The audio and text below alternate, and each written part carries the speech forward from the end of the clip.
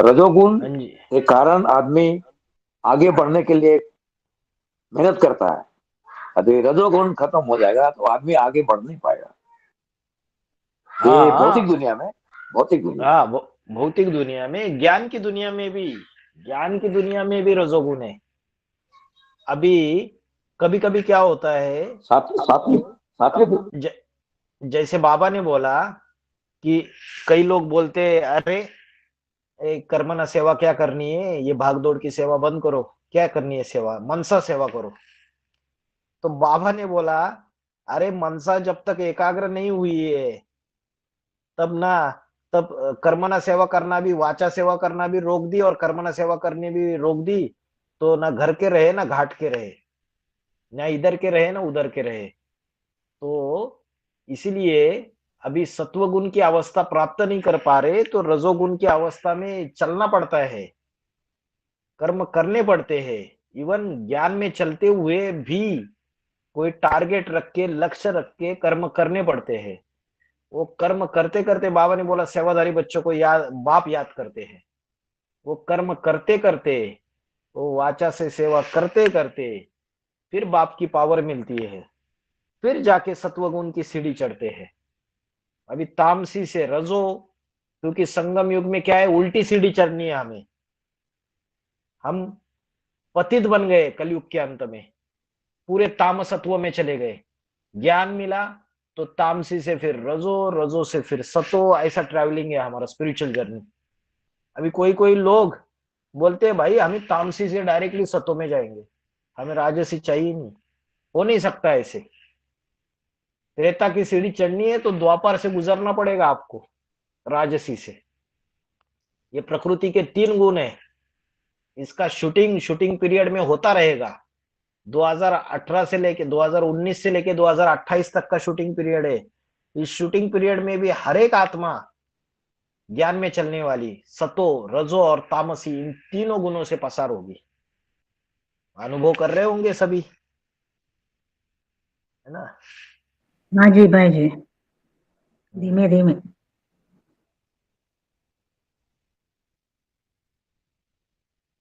और भाई जी,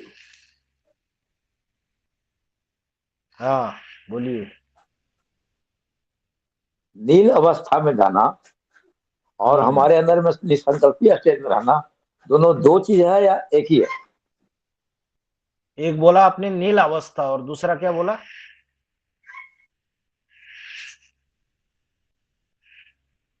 हाँ जी भाई जी। निसंकल्पीय स्टेट। निर्संकल्पी स्टेज जो है और नील अवस्था एक नहीं है। बाबा ने बोला निर्संकल्पी बनना, लेकिन मैं आत्मा ज्योति बिंदु हूं। ये एक संकल्प छोड़ के बाकी सर्व संकल्पों का त्याग करना, वो निर्संकल्पी अवस्था के बारे में बाबा ने बोला है। मैं आत्मा ज्योति बिंदु हूं। तो नील अवस्था में आत्मा का भान ही नहीं है। नील अवस्था, ना आत्मा की याद है ना परमात्मा की याद है, बस शून्य, बस कुछ नहीं। तो बाबा ने बोला वो नील अवस्था में जो चीज है ना, वो उसको सही नहीं बताया। बाबा ने बोला जो हाईएस्ट अवस्था है वो अवस्था है आत्मा ज्योति बिंदु का ध्यान होना चाहिए, बाकी कोई संकल्प नहीं चलना चाहिए।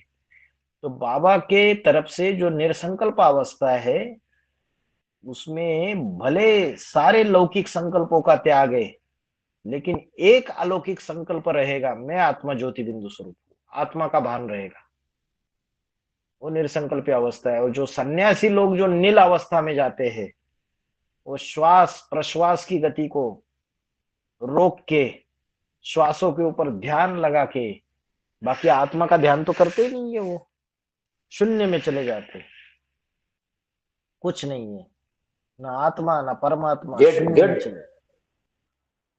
डेड में चले हाँ जाते हैं, डेड पोजिशन। हाँ जी, हाँ जी, हाँ जी।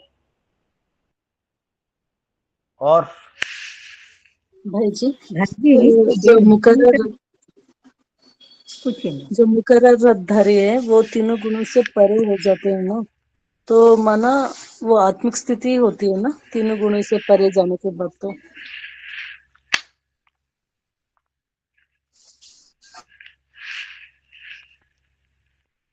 त्रिगुणातीत, कलातीत। माना बाप और जो 100%। 4.5 लाख बच्चे हैं वो कलातीत बनते हैं, 16 कलाओं से भी परे। माना भाई जी 100% आत्मिक स्थिति, माना संपूर्ण आत्मिक स्थिति पहुंचने से ही कलातीत होता है ना। हाँ जी, हाँ जी। जी कलातीत बाप को तो सिर्फ भगवान को ही कहते हैं कलातीत। कलातीत बाकी तो सभी, कल्पांतकारी। हाँ तो जो बाकी तो सब बीजरूप आत्मा है, जो बीजरूप आत्मा है वो भी कलातीत बनती है। बाकी सतयुग में जो पहला कृष्ण बच्चा जन्म लेता है, जो सतयुग से शुरू हो जाती है, वो 16 कला संपूर्ण देवी देवता है। बाकी जो बीजरूप आत्मा है वो कलातीत स्टेज धारण करती है। है जी। कलातीत एक बात माना बताना, जैसे नंबर बार। जैसे 16 कला, ये 16 कला ही क्यों है, ज्यादा क्यों नहीं होती या कम क्यों नहीं होती? ये 16 16 जो कला एक सतयुग में, मेजरमेंट है आत्मा की स्थिति का। 16 कला ये आत्मा की जैसे स्थिति 16 का आने, मेजरमेंट है। जैसे 16, 1 रुपए में 16 आने होते हैं।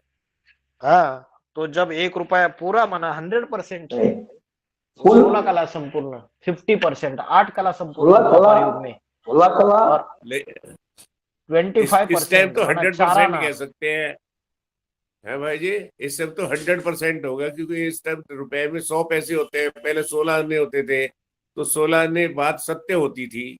वही तो तो इस बात टाइम मैं तो बता हंड्रेड रहा हूँ परसेंट भाई है, जी, 100। वही तो बात मैं ही बता रहा हूँ। तो जो 16 आने हैं वही 16 कला संपूर्ण माना 100% स्थिति। 8 आने माना द्वापर युग की 50% स्थिति, और 4 आने माना कलयुग की 4 कलाएं रह जाती है बस। इसको मून से कंपेयर कर सकते हैं, मून की लाइट से। हाँ, हाँ जी, हाँ जी। जो चंद्रमा है वो कलाओं में बंधायमान है, उसकी कलाएं बढ़ती घटती है। लेकिन सूर्य और सूर्य के जो सूर्यवंशी बच्चे हैं वो कलातीत है। इसलिए सारी बीजरूप आत्माएं जो इसी शरीर से नर से नारायण, नारी से लक्ष्मी बनने का पुरुषार्थ करती है, जीते जी स्वर्ग में जाती है, वो कलातीत आत्माएं सूर्यवंशी है। ओम शांति भाई जी। ओम शांति। संक्रांति के बारे में बाबा ने एक मुरली में बताया। संक्रांति की 1 महीने के बाद शिवरात्रि आती है। कोई संपूर्ण बनेगा तो प्रत्यक्षता होता है। पहले एक संपूर्ण बनता है तो कोई रिसीव करता है तो संगठन बनता है। इसमें कौन रिसीव करता है? जो सूर्यवंशी पहला ग्रुप है 8 है, वो रिसीव करने वाला कोई एक है। कौन है वो? कौन हो सकता है? कोई भी एक हो सकता है जो रिसीव करेगा। जो पहला पहला संगठन बनता है, बाबा ने बोला एक भी पावरफुल संगठन बनने से, एक भी पावरफुल ग्रुप तैयार होने से, एक दूसरे को खींचते हुए 108 की माला तैयार हो जाएगी। तो पहले एक पावरफुल ग्रुप तैयार हो जाए, फिर एक दूसरे को खींचेंगे। तो अभी तो परीक्षा चल रही है, अभी रिजल्ट 2028 में दिखाई देगा, कौन बाजी मारेगा देख लो। यहाँ बाबा ने बताया कि कोई एक ने रिसीव करता है तो संगठन बनता है बोल के। वो कोई कौन है भाई जी? फिर से बताइए मुरली का पॉइंट। संक्रांति 1 महीने के बाद शिवरात्रि आती है। कोई संपूर्ण बनेगा तो प्रत्यक्षता होता है। पहले एक संपूर्ण बनता है तो कोई रिसीव करता है तो संगठन बन जाता है। एक संपूर्ण बनता है तो रिसीव करता है, तो रिसीव करने वाला एक ग्रुप भी तो हो सकता है। उसमें बोला है एक रिसीव करता है, ग्रुप माना क्या? एक व्यक्ति को बोला है। क्या खास व्यक्ति के बारे में बताया है? 8 अष्टदेवों में कोई एक है क्या? नहीं तो सारे अष्टदेवों के ग्रुप को मिलके ये ग्रुप के बारे में ऐसा बताया? कैसा बताया अभी समझ में रिसीव नहीं करेगा आया। तो 2 नंबर का अष्टदेव ही करेगा ना पहले पहले। एक संपूर्ण बनेगा तो फिर दूसरा बनेगा, फिर तीसरा बनेगा, फिर चौथा बनेगा, फिर पांचवा बनेगा, छोटी 8 की राजधानी तैयार हो जाएगी। या तो दूसरे तरीके से देखना है, वो पहला संपूर्ण करे बनेगा तो सबसे पहले पहले कौन रिसीव करेगी? लक्ष्मी रिसीव करेगी। और सूक्ष्म में देखना है तो लक्ष्मी रिसीव करेगी और फिर उसके बाद नंबरवार अष्टदेव रिसीव करेंगे और उनकी सहयोगिनी या शक्तियां रिसीव करके वो संगठन तैयार हो जाएगा। तो पहले पहले एक जो रिसीव करेगा वो लक्ष्मी होगी। जी भाई जी। क्योंकि भाई भाई जी रुद्रमाला निवृत्ति मार्ग वाले हैं, जब तक वो प्रवृत्ति में नहीं जुड़ते हैं तब तक उनकी संपन्नता अधूरी मानी जाती है। लक्ष्मी रिसीव करेगी पहले पहले। हाँ जी। हाँ भाई जी, अभी अभी हम लोग डिस्कस किया ना निसंकल्पित स्टेज वाला, नो संकल्प एट ऑल, लेकिन एक संकल्प में टिक होकर कर सकते हैं बोला ना। मैं आत्मा ज्योति बिंदु संकल्प, तो ये इसको ऐसा बोल सकते हैं, निसंकल्प स्टेज को एक संकल्प स्टेज बोल सकते हैं ना, क्योंकि आत्मा को हम लोग याद करते हैं, आत्मा ज्योति बिंदु बोल के टिक हो जाते हैं ना। मैं आत्मा हूं, ये एक्चुअली कोई संकल्प नहीं है, ये हमारी ओरिजिनल याद करना। ओरिजिनल आइडेंटिटी है हमारी। और बाकी जितना भी चलता है वो संकल्प है। उल्टा ये एक ही चीज में स्थित हमारा ये ओरिजिनल स्वरूप है कि मैं आत्मा हूं। लेकिन हम अनेक अनेक संकल्पों में चले गए, तो ये अनेक संकल्प जब खत्म हो जाएगी तो वो निर्संकल्पी अवस्था है। लेकिन वो एक जो है कि मैं आत्मा हूं, ये तो ओरिजिनलिटी है आपकी, असली आइडेंटिटी है आपकी। तो एक संकल्प क्यों बोलेंगे? वो तो है ही आपके अंदर, ओरिजिनलिटी ही है। लेकिन हमको समझाते वक्त ये बोलना पड़ रहा है ना कि मैं आत्मा हूं, इस एक संकल्प में टिकना। ये एक संकल्प भी नहीं है, ये हमारी असलियत है, हमारा स्वत्व है, ये ओरिजिनल कैरेक्टरिस्टिक है हमारी। हमारा ओरिजिनल है ये, हम बोले तो हम लोग देही अभिमानी बन के रहना है, लेकिन हमेशा देहाभिमान में रहकर आत्मा को भूल चुके हैं। इसीलिए एक बार अपने आप को एक्टिवेट करना है, मैं आत्मा ज्योति बिंदु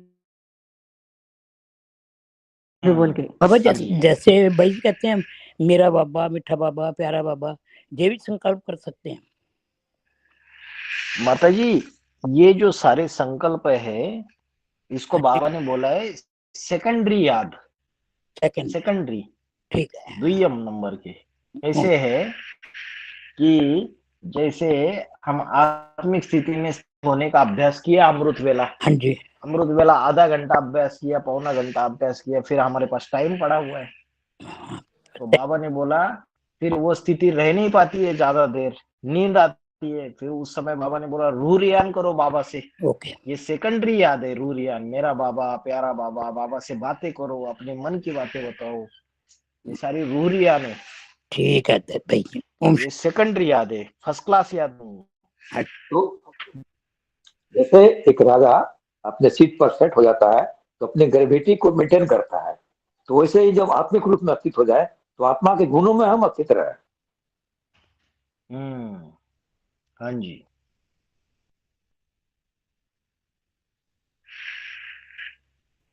भाई जी और एक प्रश्न है। बाबा मुरली में बताते हैं वक्त बड़े ठगत है। अकबर ने ठगी की है, अपने बेटियों को कोई हिंदू के दे के शादी नहीं किया। ऐसा शूटिंग में कैसे शूटिंग हो जाता है? ऐसा हिस्ट्री में कोई हिंदू के साथ शादी नहीं किया, अपने बेटी को, अपनी बहन को, कैसे शूटिंग होता है ये? ऐसे शूटिंग होता है जो अकबर का मुसलमान धर्म का शूटिंग करने वाला होगा, यहाँ विधर्मी का शूटिंग करने वाला बीजरूप आत्मा, तो जो पक्के पक्के सूर्यवंशी रहेंगे, अपने राज परिवार की जो आत्माएं हैं, उनको किसी भी सूर्यवंशियों से बात भी करने नहीं देगा। उनसे सारा कनेक्शन तोड़वा देगा पूरी तरीके से, उनको अपने अंडर भी कंट्रोल रखेगा पूरी तरीके से। हिंदू मानो सूर्यवंशी, अकबर था मुस्लिम। तो ब्राह्मणों की बीज रूप की दुनिया में 9 ग्रुप दिखाई देते हैं, तो उसका जो बीज रूप आत्मा रहेगा कट्टरपंथी रहेगा। अपने जो भी ग्रुप रहेगा, जो भी उसका परिवार रहेगा, उसमें किसी सूर्यवंशियों से कनेक्शन भी आने नहीं देगा। इस तरीके से शूटिंग करेगा वो।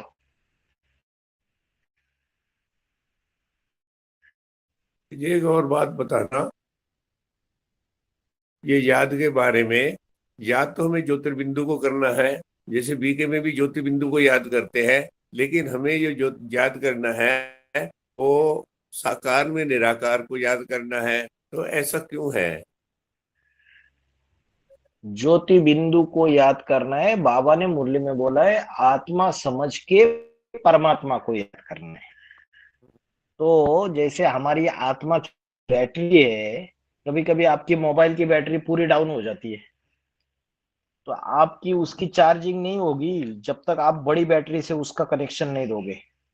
तो वैसे ही कलयुग के अंत में आत्मा की बैटरी तो पूरी डिस्चार्ज हो गई। अभी आप मैं आत्मा ज्योति बिंदु करोगे तो वो ऊपर चढ़ ही नहीं रही है अवस्था। तो आपको आत्मा समझ के उस परमात्मा से कनेक्शन जोड़ना पड़ेगा, वो बड़ी बैटरी है। तो आत्मिक स्थिति में और रहते हुए भाई मैं आत्मा। बिंदु, बिंदु तो भेड़ बकरियों की भी आत्मा बिंदी है। हम हाँ कैसे जी, समझेंगे कि परमात्मा से हम अटैच है? मुकर्रर शरीर में याद करेंगे।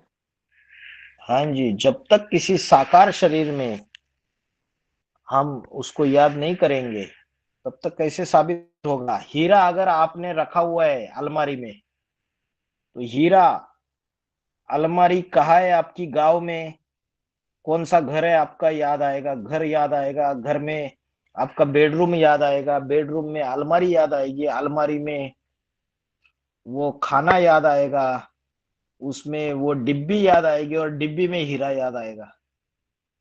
जिस डिब्बी में हीरा रखा है वही डिब्बी याद आनी चाहिए। अब दूसरी डिब्बी याद आ गई, उसमें हीरे के जगह पत्थर होगा, तो उसको उस डिब्बी को याद करके क्या फायदा मिलेगा, नहीं ना। वैसे ही तो जिस डिब्बी इसमें में शिव प्रवेश कर चुका है उस डिब्बी में शिव को याद करना है। यही मैं कह रहा था कि जैसे घर है हमारा, तो हमें ये बिंदी तो बहुत सारी बिंदियां हैं, सारी जितनी भी सृष्टि की आत्मा है सभी बिंदियां हैं। लेकिन हमें बिंदी को याद कर कैसे करना है? जैसे मैं हूँ, अब मेरे को कोई तलाश करेगा, तो मैं बता दो मेरा नाम ये है, अब तो मुझे कहाँ तलाश करेगा पूरे भारतवर्ष में, पूरे इंडिया में, पूरे उसमें। तो जब तक मैं एड्रेस नहीं बताऊंगा, तो मान लिया तो उस एड्रेस पे तो वो ढूंढ लेंगे। तो इसी तरह से हम्म। जो साकार है, हाँ जब जी, हमें साकार उसका घर पता लग जाए कि ये घर है, तो फिर उसमें उस आदमी को ढूंढ सकते हो। तो इसलिए साकार हाँ में जी, निराकार को याद करना है। Correct, perfect. एक एक बात और बताना भाई जी, भगवान के बारे में जैसे हम कहीं बाहर जाते हैं तो वो पूछते हैं भगवान क्या है, तो क्या आंसर दे इसमें? भगवान का अर्थ है भाग्यवान, जो सबसे बड़ा भाग्यवान।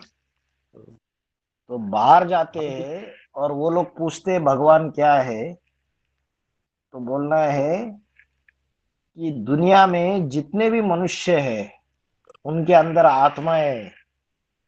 उन सारी आत्माओं में सबसे पावरफुल, सबसे बुद्धिमानों का बुद्धि, सबसे इंटेलिजेंट, सबसे ज्यादा शक्तिशाली, दिव्य गुणों का भंडार, ज्ञान का सागर, पवित्रता का सागर, प्रेम का सागर, सृष्टि का आदि मध्य अंत का ज्ञान रखने वाला, ब्रह्मा विष्णु शंकर, इन तीनों का भी रचयिता वो भगवान है। बाकी सारी देवी देवता है। ऐसे बताओ। फिर उनको ब्रह्मा विष्णु शंकर का परिचय दो, कैसे भगवान आके उनके द्वारा कार्य कराता है वो बताओ।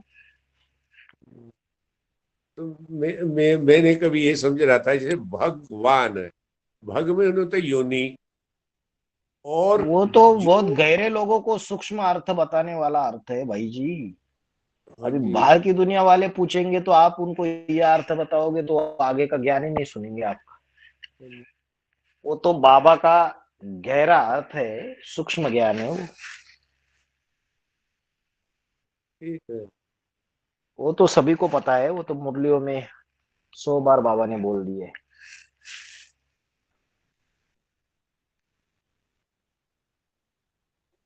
अब बाबा ने तो मुरली में ये भी ना बोला भाई जी कि सबसे आसान है नारायण को याद करना। हमने बात किया था बाबा से इस बात पर, तो बाबा ने कहा कि नारायण बन गया अभी, राम वाली आत्मा। हम कि बनेगा तो यही ना, अभी से प्रैक्टिस करना होगा ना याद करने करते। तो बाबा बोले हाँ। जिसको कॉन्फिडेंस रहेगा, निश्चय रहेगा यही नारायण बनेगा, वो उसके संपूर्ण स्वरूप को याद करेगा। जिसको अनिश्चय का चक्र चलेगा वो क्यों याद करेगा।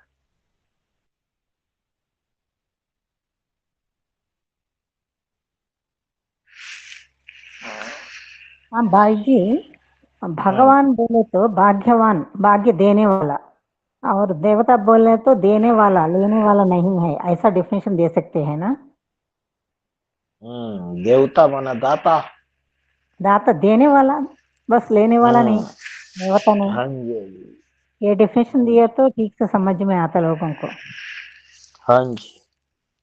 अच्छा। तो ऐसे भी कहते हैं जैसे सतिया होता है, सतयुग का ये बनाया हुआ होता है, तो उसमें सतयुग तो नीचे को होता है, और त्रेता का भी नीचे को होता है, कलयुग और उसका ऊपर को होता है। तो सतयुग में और त्रेता में देवता होते हैं, इसलिए वो देते ही हैं, नीचे को उनका हाथ नीचे को रहता है, देने वाले का हाथ नीचे को रहता है, और लेने वाले का ऊपर को रहता है।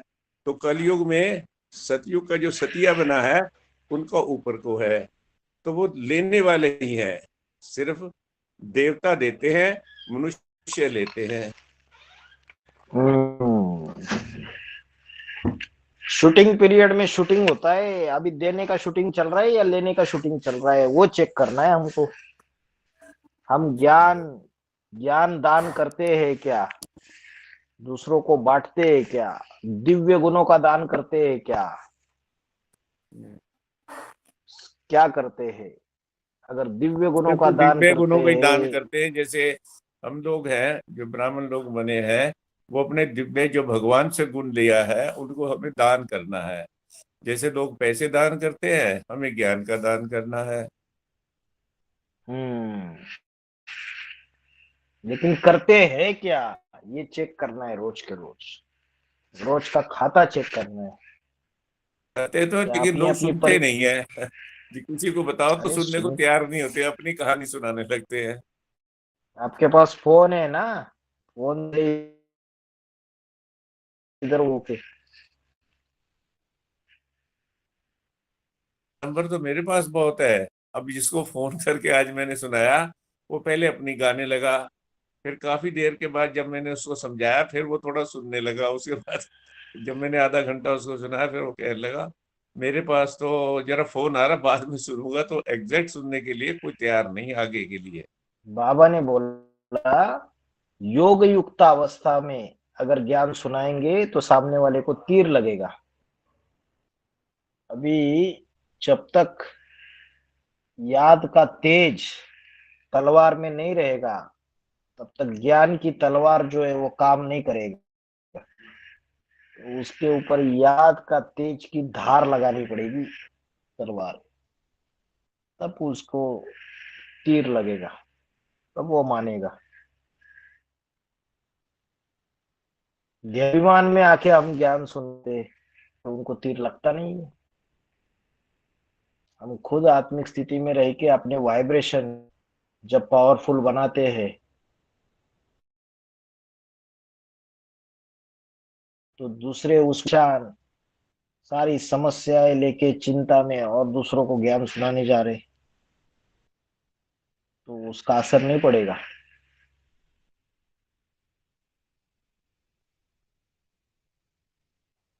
करेक्ट भाई जी, प्रैक्टिकल में बहुत बार देख लिया। हम लोग खुद नाम सुन के धारण करके वो लोग को बताए तो वो जरूर सुनते हैं जी। हम्म,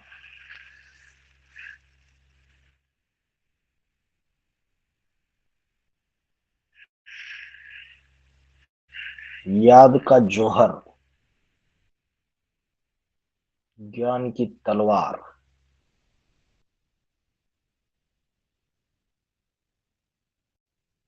ज्ञान की तलवार को हमें याद तेज करना है।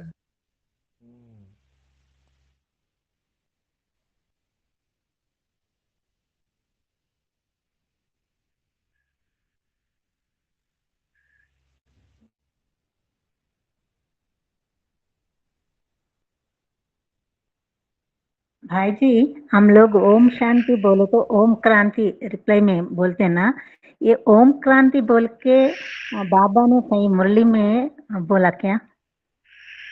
इसलिए नहीं बोलते, ओम शांति ही बोलना है। बाबा ने तो एक ओम मुरली में बोला ओम शांति भी नहीं बोलना है। हाँ बाबा ने जी, हाँ बोला जी, ओम शांति का अर्थ अपने जीवन में, अपने मन में जब दूसरों को तो फील करना है कि मैं आत्मा शांत स्वरूप हूँ। ओम तो जैसे क्रांति कोई तो हम आदमी, इसलिए बोल रहे, इसलिए जवाब दे रहे क्योंकि हर एक पाठधारी का पुरुषार्थ अलग अलग है। जिसको ये लगता है कि शंकर क्रांति की देवता है और वो पुराने धर्मों का, पुरानी परंपराओं का विनाश किए बगैर इस दुनिया में शांति स्थापन नहीं हो सकती, तो कोई ऐसी भी आत्मा है, वो बाप गुप्त होने के बाद उसके अंदर बार बार बार बार बार बार क्रांति के संकल्प चलते रहते कि रिवॉल्यूशन करो। ये जो बाबा के बड़े बड़े ज्ञान के जो बम है उनको फोड़ो। गीता का भगवान कृष्ण ने शिव शंकर भोलेनाथ है। ये शंकराचार्य जो श्री श्री जगत गुरु 108 1008 का टाइटल लगाते हैं, इन सब के ऊपर सुप्रीम कोर्ट में केस डालो। तो उसके अंदर ये आग लगी हुई है, अग्नि देवता होगा इसलिए आग लगी हुई है उसके अंदर ही, इसलिए वो ओम क्रांति बोलता है। जब तक वो करेगा नहीं उस तरीके से बाप को प्रत्यक्ष, उसको चैन नहीं पड़ेगा। उसके आत्मा के अंदर की आवाज है। बाकी बाबा ने जो समझा है वो तो ओम शांति बोलना है।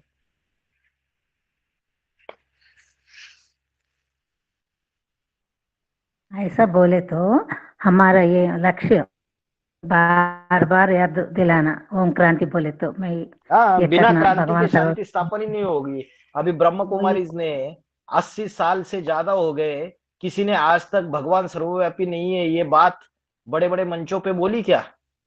नहीं बोला, हमारे जो नहीं। प्रधानमंत्री है वो भी जाते हैं उनके यहाँ,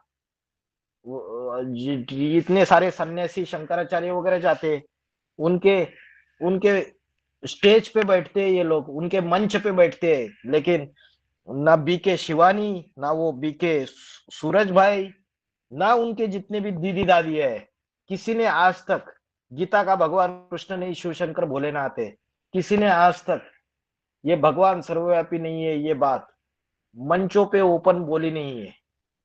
इसके अभी के बम, एटम बम इन्होंने फोड़े नहीं। आज ब्रह्म कुमारी आश्रम दुनिया में इतना फैला हुआ है, भारत में भी उसको जानते हैं, लेकिन आज तक इन्होंने एक भी एटम बम नहीं फोड़ा। तो इससे इससे बाप प्रत्यक्ष हो जाएगा? ऐसो से नहीं हो जाएगा। और जो ब्राह्मणों की बीज रूपी दुनिया है उन आधार मूर्तों की भी बाप, ये भी क्या है, रोज जाके मुरली सुनते हैं और घर पे वापिस आ जाते हैं। संडे संडे संगठन अटेंड करते हैं, जैसे जुम्मा जुम्मा वो मस्जिद में जाते हैं ना, और संडे संडे चर्च में जाते हैं, वैसा शूटिंग चल रहा है। बाप गुप्त बैठा हुआ है, उसकी दुकान संभालनी है, उसने जो लक्ष्य दिए उसको आगे बढ़ाना है, उसका काम कोई करना नहीं चाहता है। अपने घर गृहस्थी से, धंधा धोरी से, अपनी समस्याओं से फुर्सत मिले, अपनी स्थिति से फुर्सत मिले तब बाप को प्रत्यक्ष करने का काम करे। तो ये बिना क्रांति के ये स्थापन हो जाएगा शांति? ये करना ही पड़ेगा बाप को प्रत्यक्ष करने के लिए। हाँ जी, ये रिवोल्यूशनरी वर्क करना ही पड़ेगा, ये आवाजें निकालनी ही पड़ेगी, चाहे कुछ भी हो जाए। बाप की प्रत्यक्षता बच्चों के लिए बड़ी भारी मुसीबत है, बोला है बाबा ने। तो कोई ना कोई जी निमित्त बनेगा पहले पहले, फिर बाकी के उसके पीछे पीछे वो भी आवाजें निकालेंगे, मैदान में सारे ही कूद जाएंगे। लेकिन सबको मैदान में लाने के लिए किसी एक को तो निमित्त बनना पड़ेगा ना। तो जिस एक को निमित्त बनना पड़ेगा उसके अंदर से क्रांति की ज्वाला भड़कती है बार बार, वो बोलता है ओम क्रांति। तो अभी तक पब्लिक के सामने कोई भी भगवान सर्वव्यापी नहीं है बोल के कोई मुंह नहीं खोला, ऐसा डायरेक्ट देखो आप ब्रह्म कुमारी के इतने लेक्चर है, दिखाओ मेरे को एक भी। अपने अपने नहीं चेले चपाटाओं को समझाना वो जी अलग बात, इतनी बड़ी संस्था हो गई, बड़े रूप में ज्ञान के बम फोड़ना ये काम किसी ने किया है? कल जाके ये सन्यासी लोग आग बबूला हो जाएंगे, अब बोलेंगे ये हिंदू धर्म के विरोधी है सारे के सारे, ये हिंदुत्व को नष्ट करने वाले हैं, आपको गंदी गंदी गालियां देंगे, अहंकार में क्रोध में आके कुवचन बोलेंगे, यहाँ तक कि मरने मारने के लिए भी तैयार हो जाएंगे। ऐसी हालत है। ये इतनी बड़ी बड़ी, ये तो छोटे छोटे एक एक को चेले चपाटों को बैठ के सुनाया जा रहा है। अरे बड़ी आवाज बड़े बम परमात्मा प्रत्यक्ष के किसी ने फोड़े है क्या? किसी ने नहीं फोड़े। वही अपना नहीं अपना दूसरे दूसरे सत्संगों में जैसे धारणा युक्त ज्ञान सुनाते हैं, अच्छी बात करनी है, मीठी बात करनी है। बीके शिवानी क्या बताती है? अच्छे वाइब्रेशन रखे, कोई आपसे गलत भी वाचा करे, कोई आपको डांट भी लगाए, आपके ऊपर क्रोध भी करे, तो आपको वो क्रोध ग्रहण नहीं करना है, आपको वो वाइब्रेशन लेने नहीं है, उस वाइब्रेशन में जाना नहीं है। अरे ये दूसरे दूसरे सत्संग वाले भी ये दैवी गुणों की बात जानते हैं, सभी जानते हैं। लेकिन जो परमात्मा भाव में, जिससे परमात्मा की प्रत्यक्षता होगी, उसको तो कोई नहीं फोड़ रहा है। धारणाओं का ज्ञान ये कॉमन सत्संग में भी सिखाया जाता है, पवित्रता की धारणा, दैवी गुणों की धारणा, ये सब लोग सिखाते हैं। लेकिन बड़े बड़े परमात्मा प्रत्यक्षता के बॉम्ब में ये तो कोई फोड़ नहीं रहा है। उसके लिए क्रांति का समय है। शंकर क्रांति की देवता है, अनेक धर्मों का, अनेक पुरानी परंपराओं का, अनेक कुरीतियों का विनाश करते हैं। अभी ये मुस्लिम लोग बोल रहे हैं कि जो अल्लाह है, अभी कयामत का समय है और अल्लाह ताला जन्नत लाएगा। इनकी जो थेरीज है, इनकी सारी थेरीज को कार्ड जो है ये अपने ज्ञान में है। ये ज्ञान की थेरीज दुनिया के सामने आनी चाहिए, जोर शोर से आनी चाहिए, लेकिन हिम्मत नहीं है। और अगर थेरीज आई तो ये मुस्लिम, ये दूसरे दूसरे धर्म वाले तलवारें निकाल के तुम्हारे पीछे पड़ेंगे। ताकत है इनसे मुकाबला करने की। सभी तरीके से बाप की प्रत्यक्षता होगी। ऐसा नहीं कोई बोले कि हम सिर्फ मनसा सेवा से, और बहुत सारे एडवांस पार्टी के अंदर ऐसे बोलने वाले हैं, बोलते अरे बाबा सब करा लेगा अपने आप, बाबा अपने आप करा लेगा।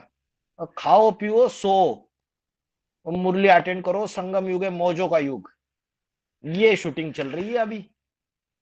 माउंट आबू में जाके बैठे, वहां मकान खरीद के बैठ रहे और वह बढ़िया आइश कर रहे। सवेरे की एक मुरली सुनो, और मधुबन जहां बना हुआ है उसके नजदीक भगत है, भगत सारे के सारे। मधुबन के नजदीक मकान बना लो, वहां जाके रहो, उससे बाप प्रत्यक्ष होगा तुम्हारा। जहां जहां अभी डर के ये जो डर बैठा हुआ है ना कि विनाश के समय हम बच जाएंगे, इसलिए जाके माउंट आबू में जाके बैठे हुए। बाबा ने कभी माउंट आबू में जमीन खरीदने के लिए बोला, बाबा ने उधर जाके रहने के लिए नहीं बोला। पहले बाप को प्रत्यक्ष करो, बाप का काम करके दिखाओ। भारत में कोई भी आध्यात्मिक विश्वविद्यालय को नहीं जानता है, कोई नहीं पूछता है। तुम्हारा बाप इतना बड़ा है, इतना जगत का पिता है, आज उसको कोई जानता नहीं, उसका परिचय किसी के पास नहीं। आध्यात्मिक विश्वविद्यालय क्या है किसी को पता नहीं। ग्लानी ग्लानी से गूगल भरा हुआ है, यूट्यूब भरा हुआ है, यूट्यूब के चैनल्स भरे हुए हैं, न्यूज़पेपर्स भरे हुए हैं। तुम्हारी अच्छाई किसी को पता ही नहीं, तुम्हारा ज्ञान किसी को पता ही नहीं, और लोग माउंट आबू में जाके उन मकानों में जाके बढ़िया जाके बैठ रहे। यही पुरुषार्थ है। ये भगत का शूटिंग हो रहा है या घी का शूटिंग हो रहा है? अरे विनाश की ज्वाला में, जब विनाश की ज्वाला लग जाएगी ना, कहीं भी हो, अगर ईश्वरीय सेवा में, परमात्मा की याद में पहुंच जाएगा वो, उसको स्थूल बाकी चीजों की परवाह नहीं। बाबा ने बोला है जन्म जन्मांतर राजा बनने वाली आत्माएं कभी पेट का धंधा नहीं करती। अगर पेट का धंधा ही नहीं करेगी, उसके पास पैसा ही नहीं होगा, तो वो मकान कहां से खरीदेगा? आज जिनके पास एक्स्ट्रा बैंक बैलेंस पड़ा हुआ है वो मकान खरीदे, प्लॉट खरीदे, लेकिन उधर जाके बैठने के लिए नहीं बोला है। ईश्वरीय सेवा पड़ी हुई है। अरे दिन रात ईश्वरीय सेवा के संकल्प चलने चाहिए। कैसे हम बाप को प्रत्यक्ष करें, कैसे हम उसको सारी दुनिया के सामने लाए, ये संकल्प चलने चाहिए। और ये संकल्प जिसके चलते हैं और जिसको ये सब कुछ करना है, उसको ये अंदर बैठने वाले कुछ कुछ ऐसे महारथी, ऐसी बड़ी बहनें, वो बोलते विधर्मी है सारे के सारे। ये परिभाषा दी जाती है। ये सच्चाई कहा डंके गया की है कि चोट पे माउंट बोली आबू में जाती है। परले नहीं आएगी, माउंट आबू में परले नहीं आएगी। इसलिए हर लोग ज्ञानी ये हमारे एडवांस वाले वहां जा जाके जितने भी हैं, वहां पर अब जमीन भी नहीं मिलती, वहां पर जा जाके अपने मकान बना लिए। अरे किसी को जाना 100 गलत गज में, नहीं किसी है, को। मैं बोल रहा हूँ जाना गलत नहीं है। मकान लेना, प्लॉट लेना, बाबा ने डायरेक्शन दिया है, पूरा का पूरा माउंट आबू खरीदना पड़ेगा। लेकिन ईश्वरीय सेवा, उसको प्रत्यक्ष करने के लिए क्या सेवा करेंगे 28-29 तक? उसके ऊपर जो कलंक लगे हुए हैं वो तभी धुलेंगे जब शेर जैसी दहाड़ मारोगे आप इस जंगल में। आज जिनको कुछ पता नहीं है वो सोशल मीडिया पे सब जगह छा रहे, उनकी बातें सब लोग सुन रहे। जिनको कुछ पता नहीं है, शास्त्रों की घिसी पिटी बातें कुछ भी बता रहे लोगों को, और लोगों को वो लाखों करोड़ों व्यूज है उनके, लोग सुन रहे मजे में। जिनको अध्यात्म का एबीसीडी पता नहीं है वो लोग अध्यात्म की बातें बता रहे, और हमारे लोग आराम से बैठे हुए, कुछ नहीं। इतना श्रेष्ठ ज्ञान मिला हुआ है, साक्षात ईश्वर आके पढ़ाई पढ़ा रहा है हम बच्चों को। साक्षात ईश्वर की संतान है हम, तो कितना नशा चढ़ना चाहिए। उसको बोलते हैं बाबा कापारी नशा। वो नशा कभी उतरता ही नहीं, ऐसा नशा है वो। तो इसके लिए क्रांति है, बिना क्रांति के नहीं होगा। ज्ञान के बड़े बड़े बम फूटने ही चाहिए, देह की भी परवाह नहीं करनी है। जेल में भेजे, तन भी खलास हो जाए ईश्वरीय सेवा में, तो भी परवाह नहीं करनी चाहिए। ये क्रांति है। भारत की स्वतंत्रता, हद की स्वतंत्रता के लिए भगत सिंह, सुखदेव, राजगुरु, लोकमान्य तिलक, इन लोगों ने अपनी जान की बाजी लगा दी। वीर सावरकर ने, इन्होंने अपने देश की कुर्बानी कर दी। उनको तो सच्चा भगवान भी नहीं मिला था, हमको सच्चा भगवान मिल गया, और हम कुछ भी नहीं कर रहे, अपनी अपनी चीजों में फंसे हुए, विश्व कल्याण के काम में लगे ही नहीं है। इससे परमात्मा प्रत्यक्ष हो जाएगा आध्यात्मिक विश्वविद्यालय के द्वारा। और बाप गुप्त होने के बाद परिवार में तो एक दूसरे की गर्दन पकड़ रहे, मारा काटी, इसकी परचिंतन कर, उसकी परचिंतन कर, सुबह से लेकर शाम तक तो दिन इसी में चला जाता है। वो हद की स्वतंत्रता के लिए इतना बलिदान कर सकते हैं, अपनी देह की भी परवाह नहीं कर सकते, तो हम बेहद की स्वतंत्रता के लिए अपना तन मन धन सब कुछ अर्पण नहीं कर सकते उस बाप के लिए? तो ये रोना है, ये कोई कॉमन सत्संग है नहीं। लेकिन ये बात बुद्धि में बैठ नहीं रही है। मैं बोलता हूं सिर्फ गीता का अभ्यास करने से भी इस बाप की प्रत्यक्षता नहीं होगी। ये अभ्यास के साथ साथ हमें उतरना है प्रैक्टिकल फील्ड में, और धीरे धीरे ये समय, ये सेवाएं हम बढ़ाएंगे सारी तरीके से। हम जगाएंगे, दुनिया के सामने आवाजें लाएंगे ये सारी, तब जाके धीरे धीरे बात फैलेगी, तब सारे मैदान में कूदेंगे। मीडिया आज तक तुम्हारी ज्ञान की बातों को ध्यान ही नहीं दिया, किसी ने कहीं फैलाया नहीं कि आध्यात्मिक विश्वविद्यालय ऐसी बातें कर रहा है करके। सिर्फ विनाश होने वाला है, नई दुनिया आने वाली है, ये बात तो बेसिक है बहुत। ये तो दूसरे दूसरे सत्संग वाले भी करते हैं, भविष्य मालिका करके है, वो लोग भी बोलते हैं कि ऐसे ऐसे सृष्टि का विनाश होने वाला है। और भी कई सत्संग है वो भी बोलते हैं। लेकिन आप कुछ नई बात बोल रहे हो, उस ईश्वर का परिचय दे रहे हो, वो सामने लाना पड़ेगा दुनिया वालों के। बड़ी भारी रिवॉल्यूशन होनी है, मुरली में बोला है बाबा ने, बड़ी भारी रिवॉल्यूशन होनी है। और जब बड़ी भारी रिवॉल्यूशन होगी, बड़ी भारी क्रांति होगी, तो वो क्रांति की देवता तो शिव शंकर भोलेनाथ प्रत्यक्ष हो जाएगा।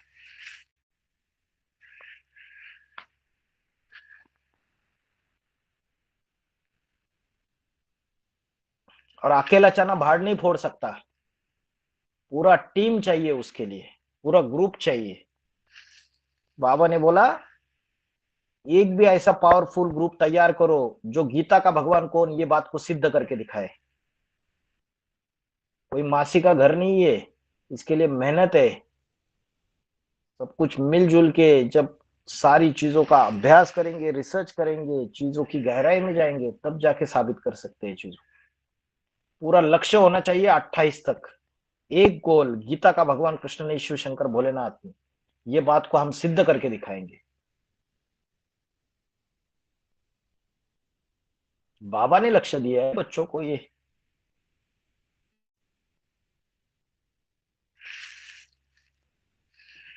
इसीलिए हम हमारा लक्ष्य को बार बार याद करने के लिए ओम शांति बोले तो ओम क्रांति बोलते हैं। क्रांति बोले तो ऑटोमेटिकली हमारा लक्ष्य याद हाँ जी, आते हाँ रहता जी। ना। इसीलिए ओम क्रांति बताते हैं। अब अच्छी बात है भाई जी, थैंक यू।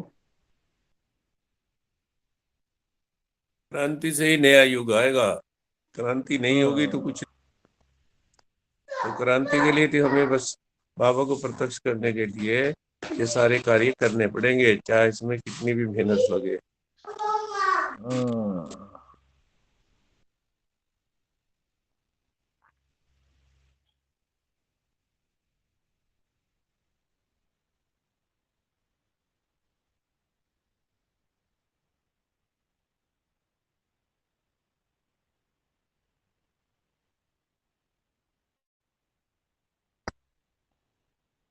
ठीक है, रुकते हैं।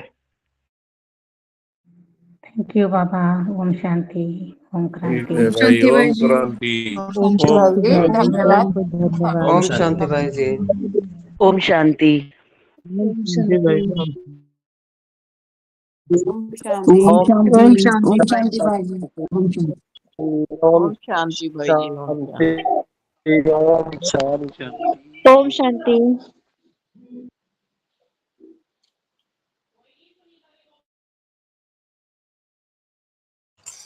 ओम शांति भाई जी। ओम शांति।